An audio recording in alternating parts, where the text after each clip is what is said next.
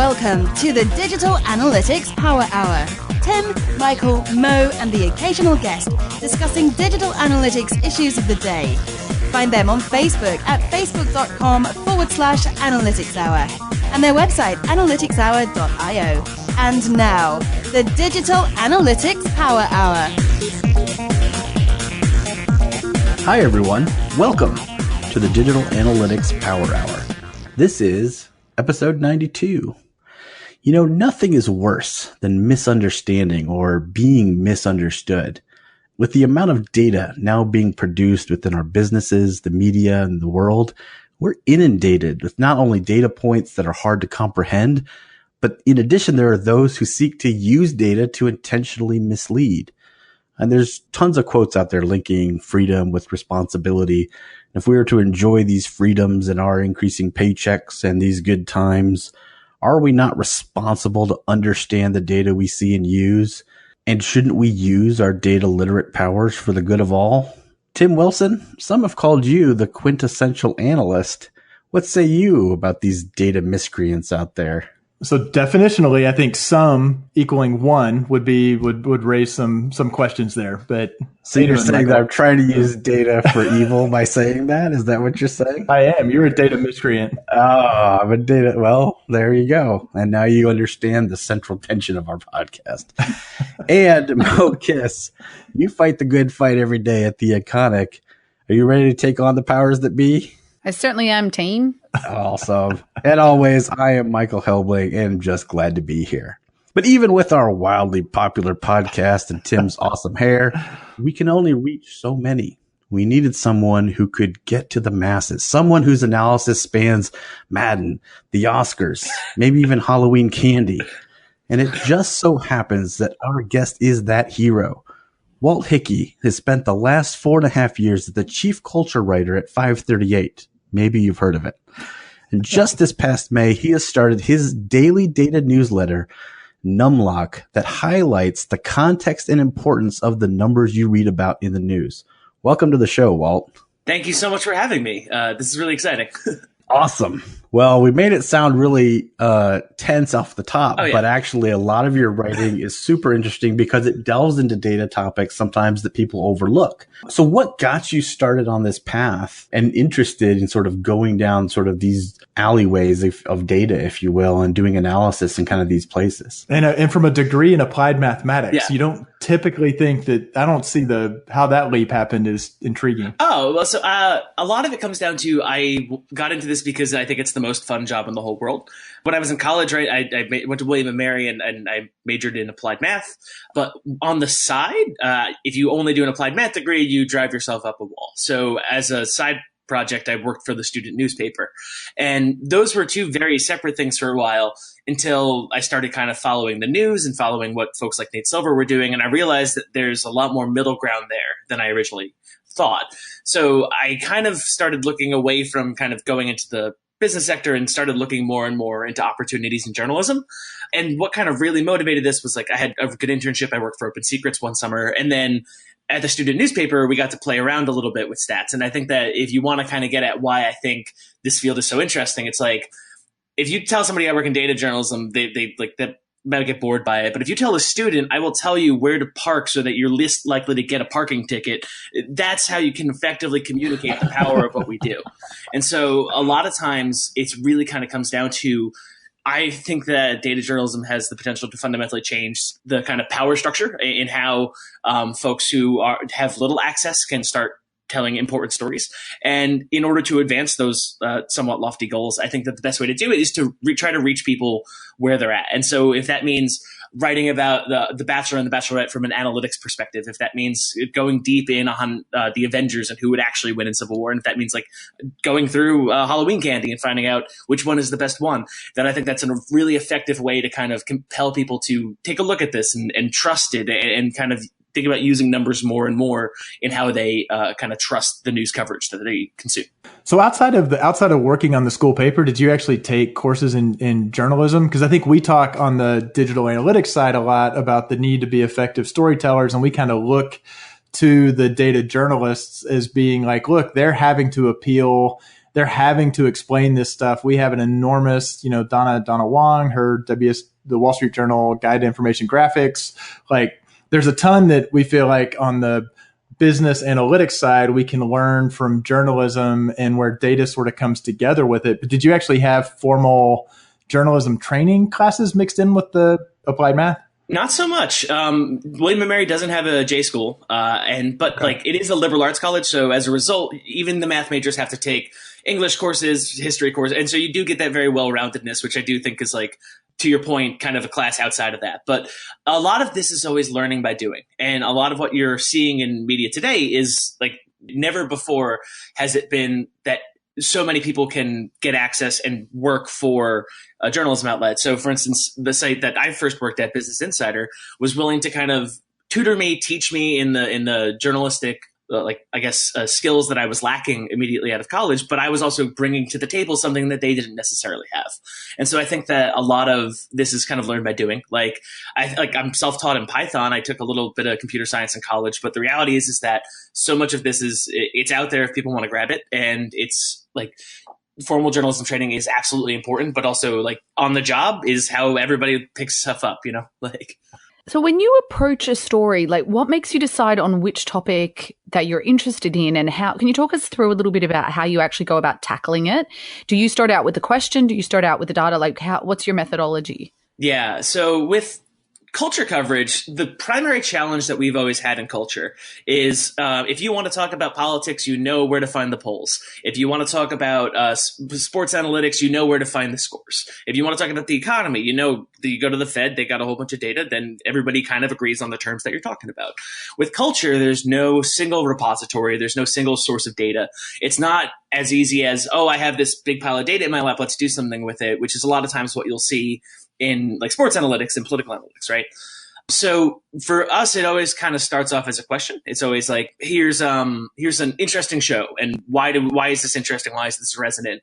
Here's an interesting career or person. Let's see what we can find out about what connects their career through the through line. And essentially, I attack it from I have a topic that I'm interested in. I have a theory about it, but I love it when that theory gets blown out of the water by what the data shows. And so the idea is that typically what we'll do is we'll find a story topic that we want to cover. We'll figure out a couple different approaches on how to attack that and get that information. And then eventually we'll kind of go through and essentially all that we do is really make an argument. The idea is that you don't really prove stuff with stats. You demonstrate and argue in favor of it and say the evidence supports in general, and you say, here's why I believe this, but you never prove anything, right? So a lot of the time it's just, here's our argument, here's the data. If you want to take it and then draw your own conclusions from it and take other permutations of it, and essentially that's kind of how we do it. It's very problem solving based, and it's quite a bit of fun. So it sounds like you have the dream job. Well, so it is interesting, and I've actually used 538 just writ large as a last call, like a year or two ago, just because I think that site does so masterfully kind of manage to hit there is a linear flow to every story. There is an effort clearly to find the balance between the statistical methods and pieces and the kind of digestibility of the material. And then there's phenomenal data visualization. And I mean, there's stuff, the style guide, there's a R package for, matching the 538 style. Yeah. But that is kind of, can you talk a little bit about finding that balance? Because I feel like sometimes in the digital analytics world, there's this tendency to want to, let's show all of our work, which puts the audience to sleep. 538 has historically been able to sort of walk through and kind of be engaging. How many sort of diversions down, well, that's not worth including, that's not worth including, that's not the story. How much of like finding the story, outlining what's the flow going to be, which of these are we going to dive deep and explain what we're really doing here versus just kind of wave our hands and say, look, we're using a clustering algorithm and it does X. Well, how does that sort of play out? Yeah, I think that you get at a really interesting challenge when it comes to data journalism, and one that, like, in my time at 538, I thought about constantly. It definitely led to how I kind of perceived Significant Digits, which was the column that I ran for them. And it's actually what motivated me to, since I left 538 in late May, to start this new Numlock newsletter. And the idea is that what is the line for the difference between the interesting fact and the important fact? And I think that so much of how numbers are treated in the news kind of comes down to, it's kind of a brute force attack. It's a way of like, okay, here's a statement that I'm going to make, and in order to back up that statement, I'm going to list every available number that I have. And a lot of times this is an ineffective way to persuade somebody, to convince somebody to back up your arguments. Most numbers go in one ear and out the other. That's just the nature of the beast.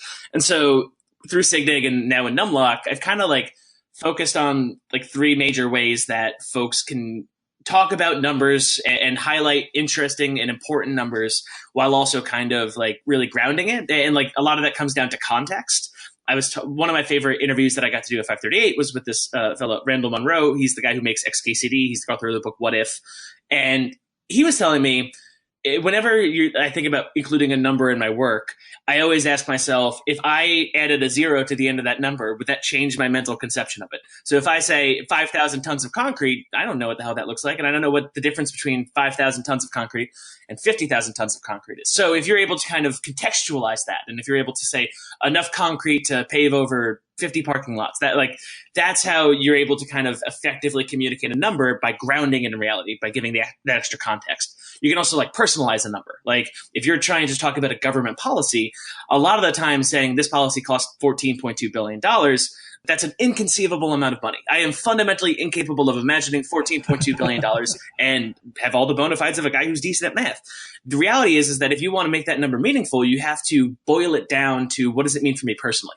What does this benefit affect for me personally? What does this mean tax-wise for me every year? And I can understand $1,000 and $10,000, but whenever you're talking about kind of affairs of state, really personalize it and get that down. And then like the last part is, and this is, I think, kind of the main crux of what I try to do, is the tone. So much of what you were saying is that so many people do is once they have numbers, they use every one of them. They talk about them with the seriousness and the monomaniacal, solitary mathematical way of talking about it that everybody does, because you worked really hard on the numbers and you know that they're right and you're going to explain them perfectly. But the reality is that you strip out your ability to communicate people to people. You like, if you're not like joking and having the normal hallmarks of conversation, the same thing that you would do whenever you're trying to persuade somebody or have a conversation, then like you're kind of stacking the deck against you. I mean, you're speaking as if like the numbers are changing what you're trying to say, but the numbers are really just like adding to what you're trying to say. And so much of what I tried to do at 538 was really hone in on a fun conversational tone. Again, like I was looking at how you guys pitch yourself, which is just like the conversation at the bar after the analytics conference. And that is how everybody should talk about analytics. Like, and so having a very down to earth conversational style, I think, is something that 538 was very, very good at doing when it came to talking about complicated things. And that's something that I really want to continue on as I continue to make Numlock news. So, do you guys think that conversational tone is something that can be transferred to the analytics practitioner in business, or do you think there needs to be a different tone? I was listening, thinking how I remember Leah Pica at one point saying, put people in your slides. Like she goes through a thing where she says to show a quote from your site survey that says, the checkout is broken is, one thing to show an angry person's face with the quote next to it saying, the checkout is broken.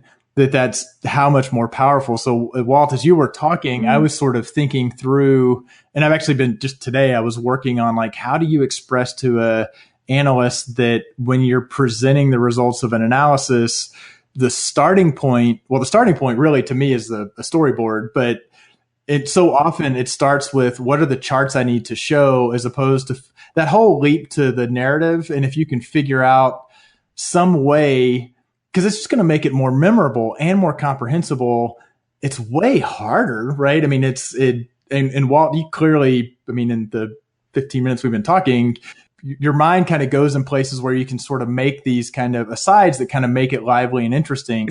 I think some analysts do sort of struggle with that, but I think absolutely, almost nowhere, nobody wants to go into a meeting and go slide. I mean, we've bludgeoned corporate America into having that as the expectation. But I feel like I've never gone and presented something, making asides that are relevant and tie in, but sort of drive a point home seems very, very effective, right? That was kind of the thing that kind of like lit up for me as you were talking, Walt, because I've often struggled with this sort of conceptual framework of applying a very specific and unique story to make a broader point that supports kind of your underlying this is all of our politics are done this way now, right? I think, it's sort of like, let me tell you about Joanne. She's a factory worker in New Jersey. And we're advocating for a much broader set of things. But if you can believe in Joanne and her story, you'll buy into my policy idea. And I've always sort of struggled with that as an analyst because it felt like, was I really being true to the data if I was making something that narratively personal? And I think that was kind of what I took away from that is like, I think you can do both. And I think it kind of was reminding me of the book by Chip and Dan Heath, Switch, where, they go through a lot of those kinds of context things of like, here's the picture we made.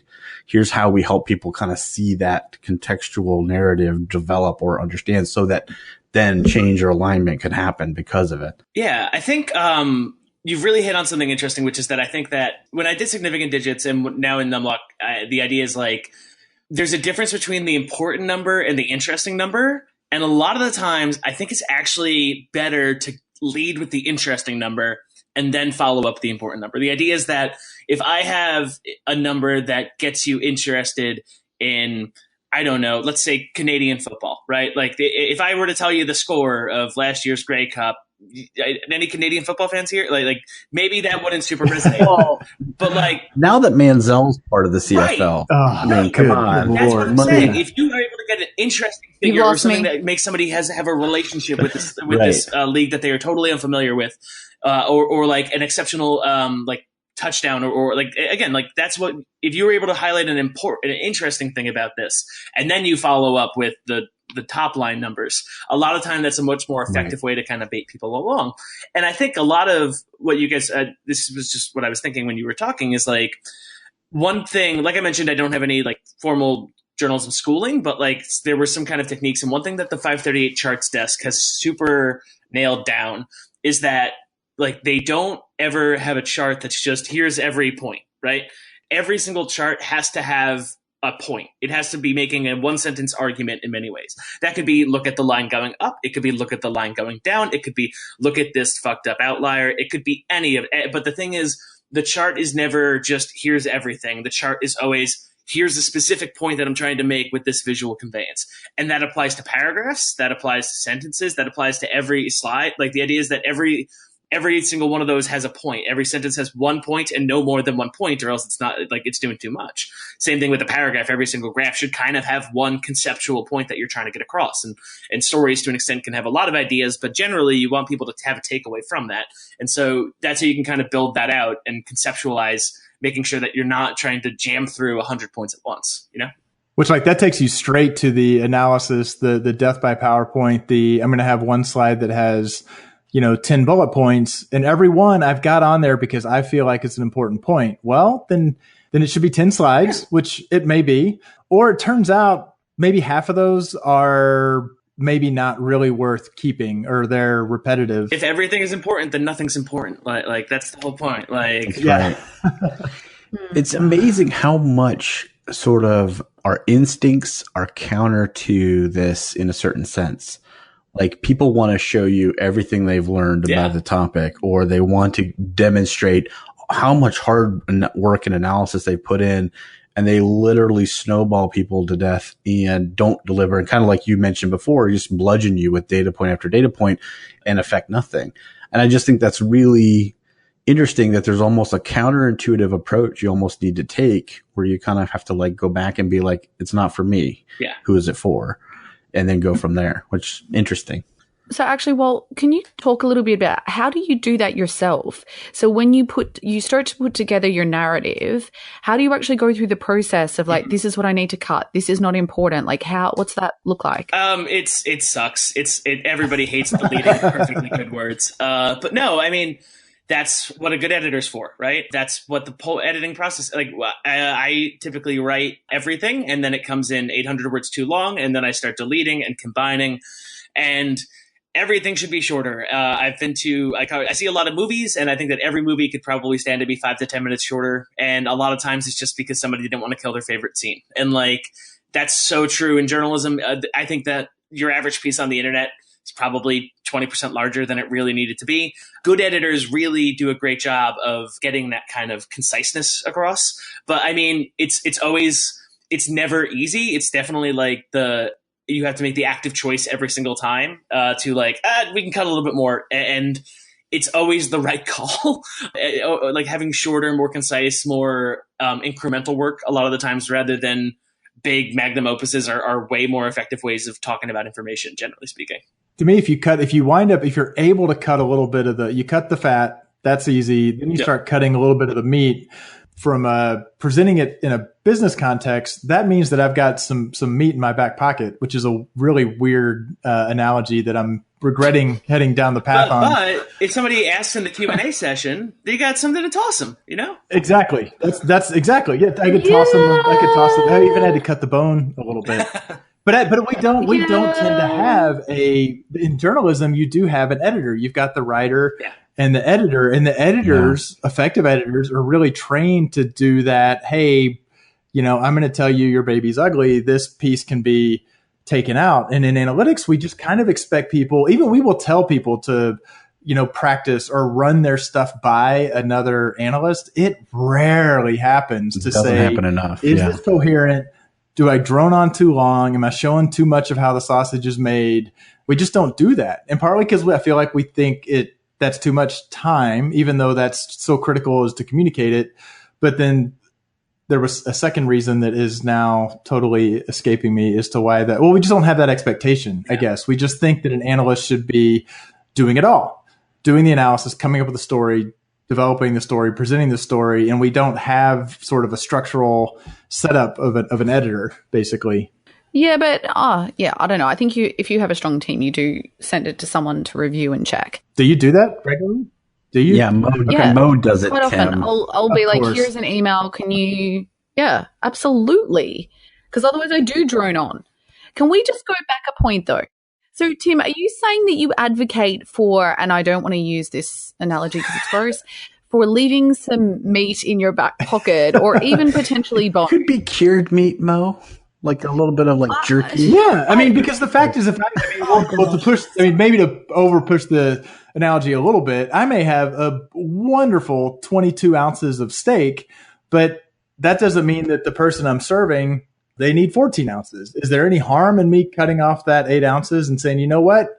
Maybe you'll be hungry after. Maybe I'll deliver it to you next week. The fact is, let me find the best 14 ounces and give you that steak. We're going to destroy this analogy. I think the concern is, and I hope that Walt would kind of agree, no pressure, that the person needs the right amount of information to make a decision. And particularly in a business context, they need the information they need to make a decision. So yes, I believe in culling to get to a point that what you're saying is understood, but not to keep extra stuff in your pocket just in case. If they need that to make a decision, it should be part of. But if you have 10 points that support your thing, the tendency is going to be to show them all 10 points when really 4 is you've made the point. The fact is you got another 6 that also back it up. Does it become that much stronger that you've got 10 instead of 4? You may present those 4 and they say, yeah, but what if we looked at it this other way? Would that counter it? You're like, oh yeah, I looked at that too. That's what you've got. Yeah, I looked at that too. It also supports it. I just didn't want to, kill you by PowerPoint. Yeah. Everything's stronger in 3s. That's 3 bullet points and get out. That's my rule of thumb. No bullet points. No bullet points. Whatever.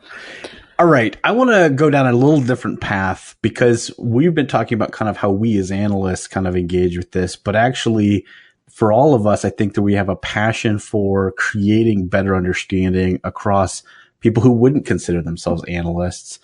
And so I'd love to kind of delve into that side of it because I think that's probably a big part of your new newsletter, Walt. And certainly all of us are dealing with business users and owners who aren't going to go in and try to like enunciate the data, but how do we create better sort of data literacy, if you will, across the broader population? Yeah, I think the way that you do that is that everybody kind of declares it's cool if you don't think that you know stuff about math and you don't need to pretend, and it's okay.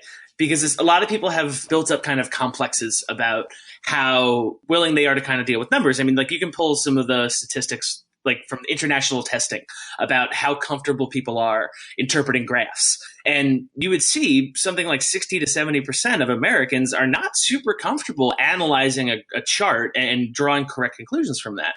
And that's not their fault. I mean, like that's the education system. That's the basically that's a failure of a lot of different people, and it's not the user, right? And so the idea is that I think, and I believe that if you want to expand like data literacy, you need to meet people where they are.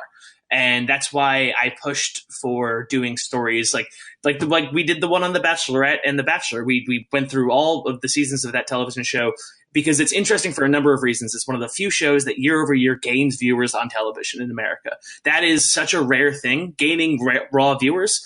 As a result, that's, I think, a fundamentally interesting television show. And I think that cracking the bottom of, hey, what makes this show tick? What makes this show interesting? What makes this show rise year after year after year?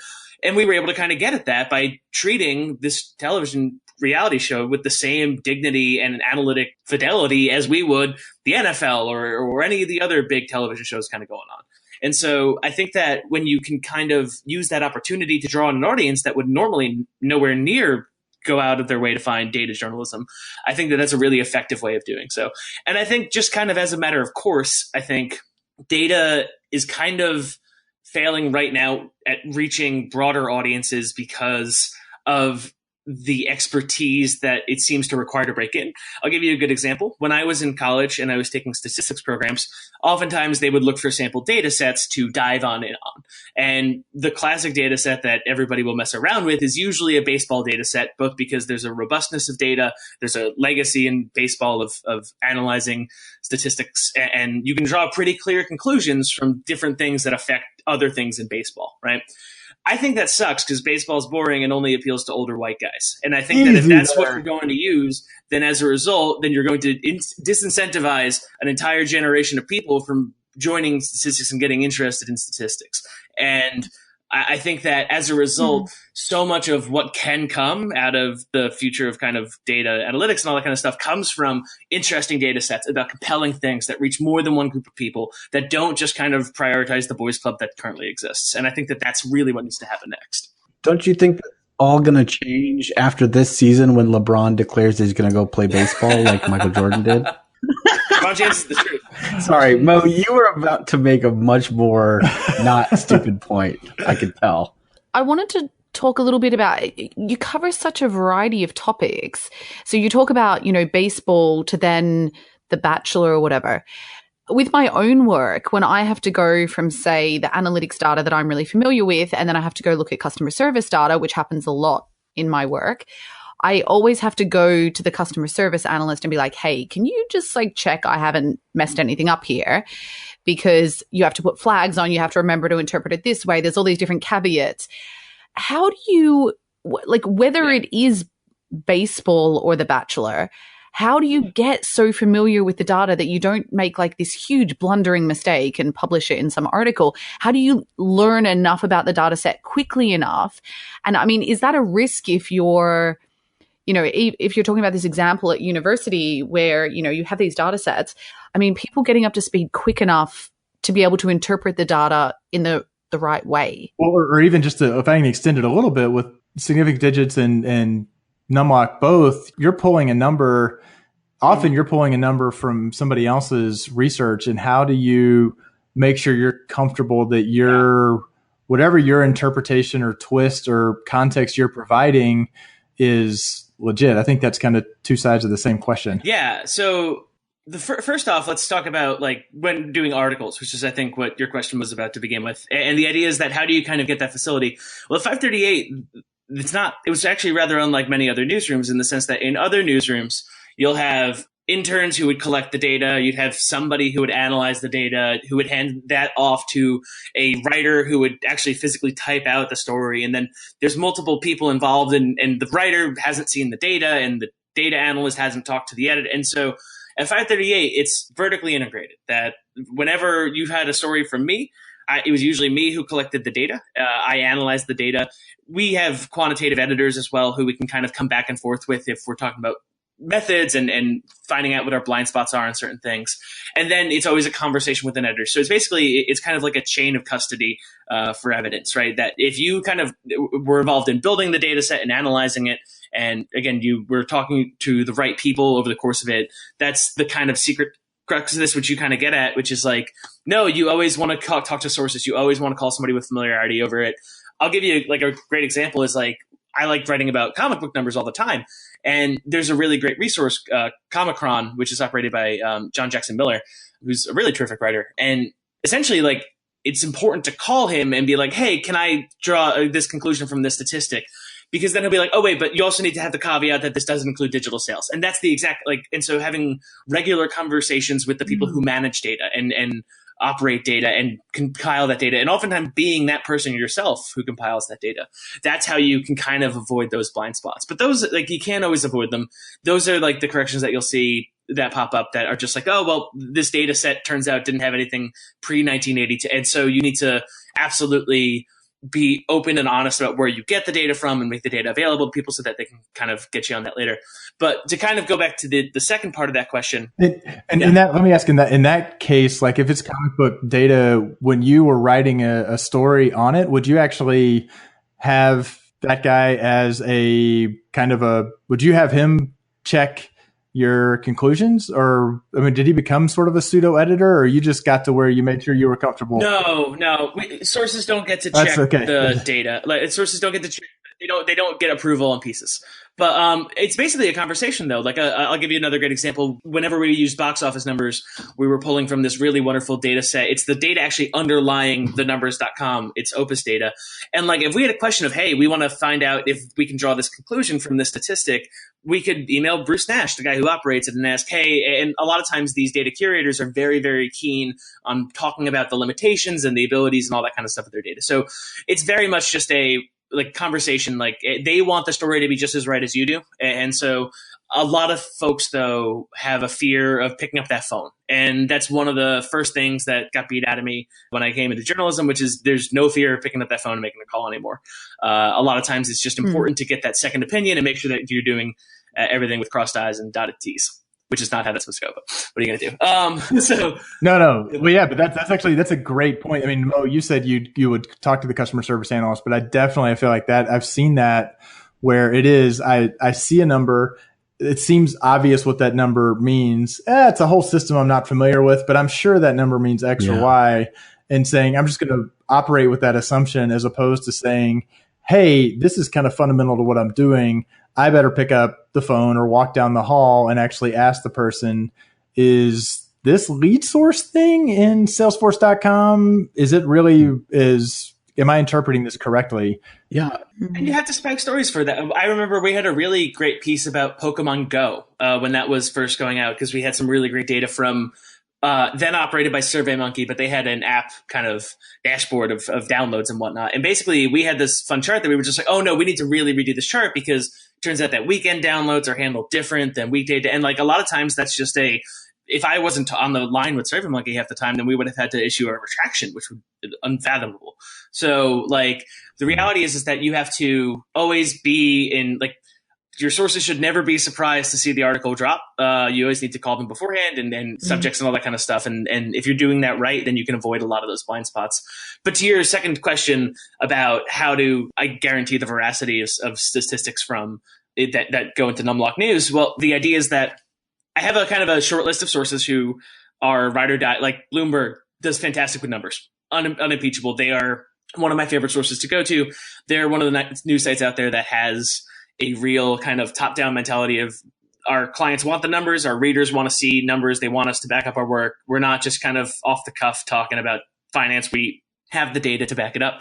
And so Bloomberg has a green pass in my book. I believe a number when I see it printed on Bloomberg just because of their reputation that they've built. Same thing with courts, same thing with a handful of other sources that are like, and then on other opportunities, you'll have sources that aren't so quite sure. Maybe it's a number that's changing rapidly. Maybe it's a breaking news situation.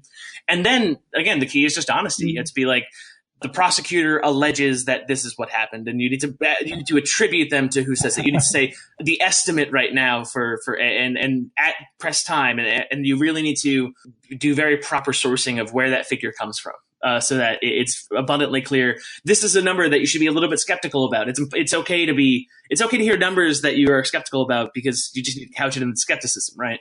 So a lot of it kind of comes down to how reliable has the source been in the past. How dynamic is the situation in general? And in general, it's really just kind of a gut check over, am I willing to stake a portion of my reputation as to the veracity of this claim, you know?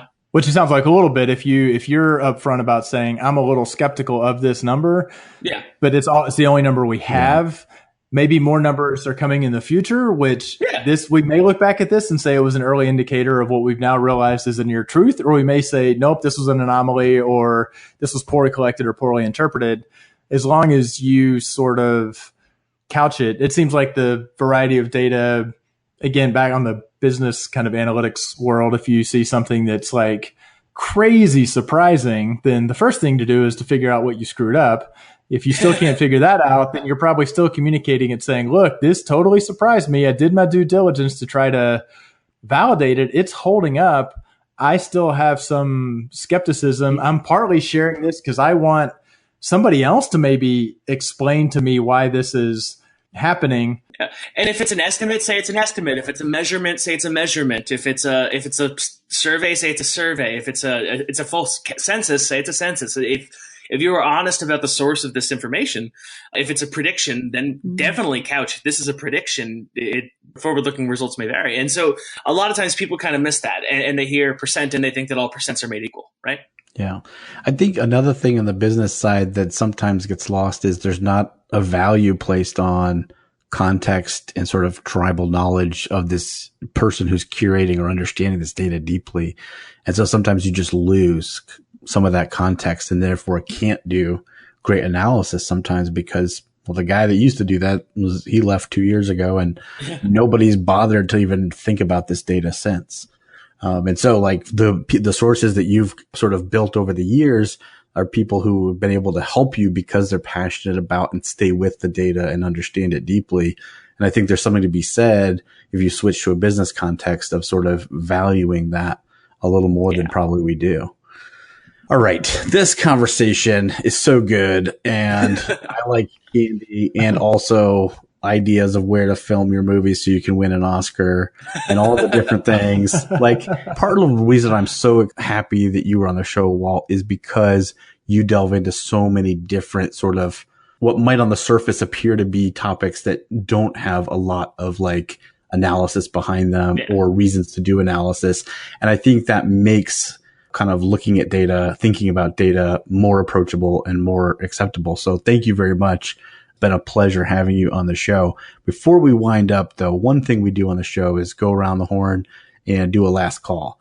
And so I'd love to hear, Walt, you're our guest, so let you go first. Oh, boy. Well, actually, why don't you actually tell us exactly where to find Numlock News, and then you can do your last call. Actually, we'll definitely link to it. If you are not already a subscriber, because it's been out for a couple months, you definitely want to go to walthickey.com/numlock-newsletter. Subscribe to Walt's newsletter. It's even easier. If you go to www.numlock.news, it'll take you right to that page. There you go. That takes you right there. Thank you. And you can also find redirects for the Walt on Twitter at Walt Hickey. So you should definitely follow him on Twitter as well. All right. Last calls. Walt, what do you got? So I've been, again, starting up this newsletter. It has been quite a bit of fun. I have kind of had the chance to talk to a lot of really interesting people over the course of kind of doing this. And I think that like my last call is essentially to sign up for more like a newsletter, just any newsletter. I think that the medium, I've been speaking to a lot of people about this, both on the sales side as well as the people who have like, there are other models for this kind of leap. And the idea is that I think that newsletters are actually a fundamentally interesting medium. I think that one of the primary trends in journalism recently has been publishers getting screwed over by the social media companies that claim to serve them. I think that if your audience can be taken away from you by one person in Google HQ or Facebook HQ or Medium to twist some knob, then I think that that's not your audience. And so I think that one thing that I've been really excited by has been looking at newsletters as a medium for exchange and conversation, and essentially the decentralized nature of them and the direct through line between you and the content creator. I think that they're wonderful. And so I've had the chance to subscribe to a few, and I could open up my inbox and rattle off a few of them if you like, but that'll take me a minute or two. But I've come to really kind of enjoy this as a passive medium, as a way of having direct line of communication, and as probably the best thing about email is that not having to send an email. And so I don't know, that's my pitch. Just the concept of newsletters. How's our Digital Analytics Power Hour podcast newsletter work coming along? That's a 2019 initiative, Tim, but thanks for maybe 2020. Mo, what's your last call? So I read an article, which was by Andy Raskin. I actually read it on LinkedIn, but I think it was circulating on Twitter too. And it was Steve Jobs' secret for eliciting questions overheard at a San Francisco cafe. But it talks about the concept of how good leaders get feedback from their staff. And there was something I just really liked, the whole approach to it about you don't invite your people leaders, you invite the staff. And you basically, the tactic that apparently Steve was overheard saying, the veracity of that I can't confirm, but the tactic was that you would go to individual people in the room and say, tell me what's not working here, and then tell me what is working, and tell me what's not working, and so on and so forth, until eventually you can very quickly understand the key problems and the key successes of a business without too much effort. So yeah, I found that one really interesting. Nice. All right, I'm going to do mine before you, Tim, because that way you can't steal it from me. Because that seriously doubt I'm stealing one from you on this one. You. What do you got? I don't know. What were you going to do? No, just kidding. All right, so mine is we've actually talked about him on the show before. Dr. Augustine Fu, who does a lot of research in the area of ad fraud, and in May he published sort of a state of ad fraud in Q2 of 2018. Really interesting read, definitely worth looking through and seeing kind of how it's all fixed. Well, we're good to go. It's nothing but humans clicking around the web now. The good news is, since GDPR, it's all gone away. We're saved. Great job, everybody. We can close up and go home. No, but I mean, that so much money is being lost to ad fraud, and it's really eye-opening. So definitely worth a gander. Take a look at, read through. You can try not to despair, but it'll be all right. All right. He was actually, I think, might be the only remote speaker ever to present at Columbus Web Analytics Wednesday a year or two ago. It is eye-opening. I mean, there's just no easy fix. But yeah. All right, Tim. So the Cardinal Sin is recommending a book that one hasn't read. So this is going to be more of maybe a Bishop Sin. Bishop comes before. That I've only read about a quarter of this book. But when I was supposed to have been online ordering a copy of mechanism, you're predicting that this will be. See, I'm predicting. You just. I'm thoroughly enjoying the first quarter of it. I just am off in various other paths, diverting myself and trying to read multiple books simultaneously.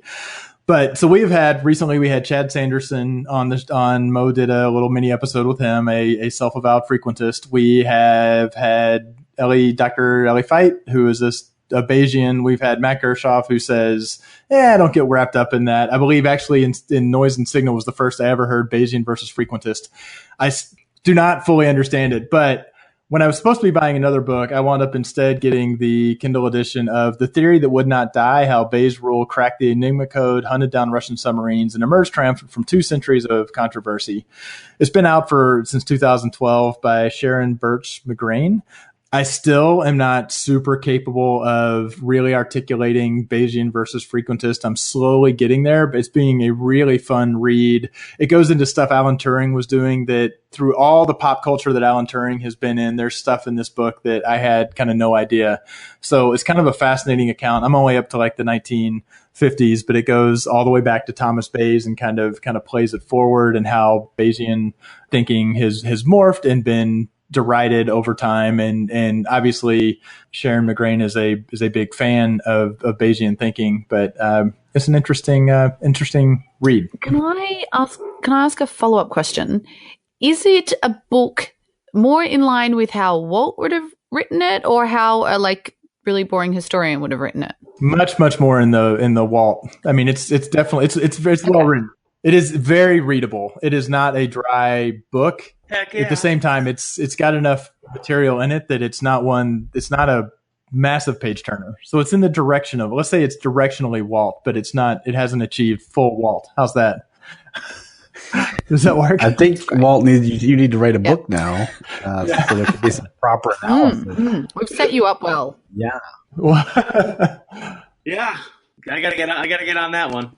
Oh, nice. Oh, and Excellent. the newsletter that I was thinking of that I've enjoyed quite a bit recently is the Anne Friedman Weekly. That's a very fun one. What's the theme? It's interesting stories that she's seen from the week. It's very it's a quick read. It's a Friday read. It's a very good kind of going into your weekend if you were looking for stuff that you might have missed or are entertaining. I find it very enjoyable. But I'm a recent convert to that. Again, it was, I believe, Anna Berry Jester from 538 recommended it to me, and I've been a big fan. Nice. Awesome.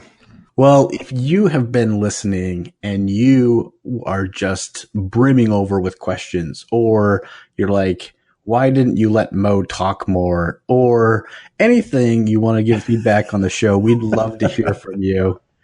So you can reach out to us in a number of ways. You can go through our Facebook page. You can also reach us on our website and also on the Measure Slack. Also, I mentioned before, definitely check out Walt's numlock.news newsletter, and also on Twitter at Walt Hickey on Twitter. We'd love to hear from you. Remember, if you're a fan of the show and you like what you've heard, we wouldn't mind it if you jumped over onto iTunes and subscribed and reviewed the show and rated it.